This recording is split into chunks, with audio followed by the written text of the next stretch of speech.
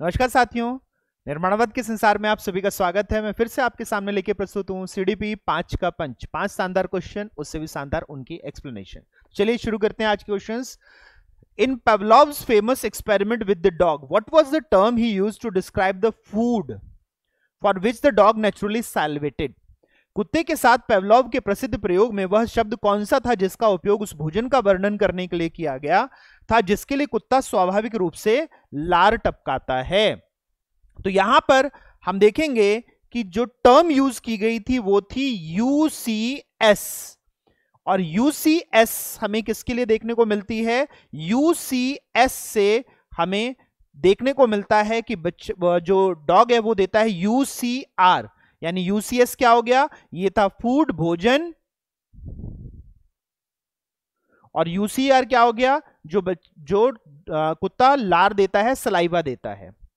तो यूसीएस की full form क्या है? यूसीएस की फुल फॉर्म है अनकंडीशनल स्टिमुलस या स्वाभाविक उद्दीपक। यूसीआर क्या हुआ? अनकंडीशनड रिस्पॉन्स, स्वाभाविक अनुक्रिया। और वहीं पर जब एक बारी कंडीशनिंग हो जाती है, अनुबंधन हो जाता है, तो यूसीएस हट जाता है, इसकी जगह आ जाता है कंडीशन स्टिमुलस, जो कि बेल थी, घंटी थी, और लार बन जाती है कंडीशनड रिस्पॉन्स, लार बन जाता है सीआर, अनुबंधित अनुक्रिया। चलिए नेक्स्ट क्वेश्चन को देखें, इसका आंसर हमारे लिए थर्ड रहेगा। If a child has mental age of 12 years and chronological age of 10 years, then his IQ will be.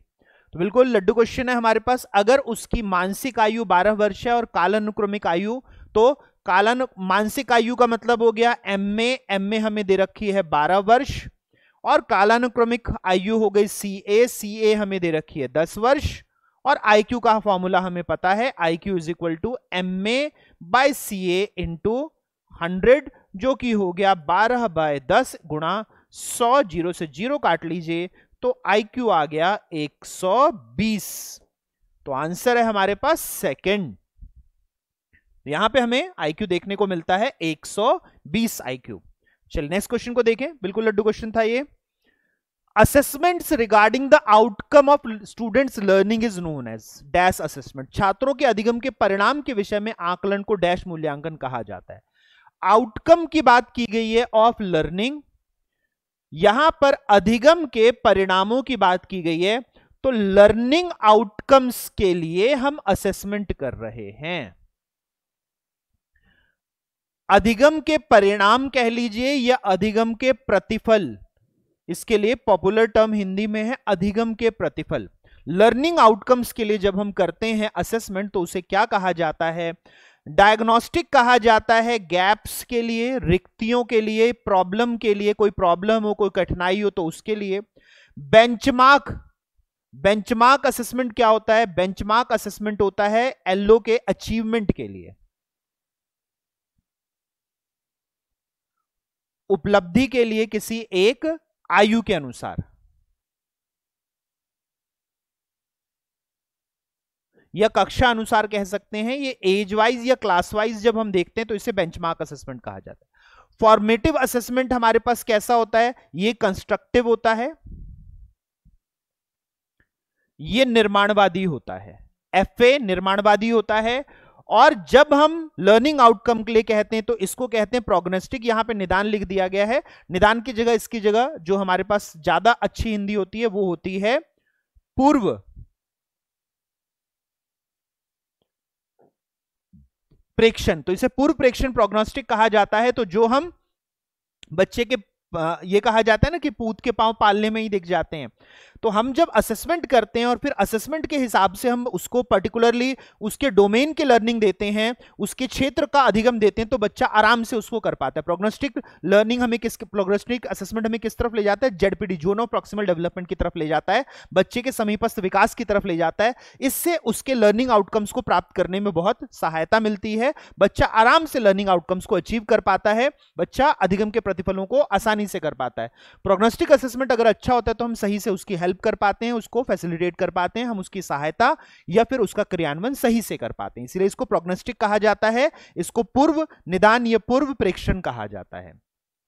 तो असेसमेंट फॉर लर्निंग आउटकम्स अधिगम के प्रतिफल के लिए आकलन प्रोग्नोस्टिक होगा, पूर्व प्रेक्षण होगा। नेक्स्ट क्वेश्चन को देखें। Which of the following orientations fall under the stage conventional morality according to Kohlberg?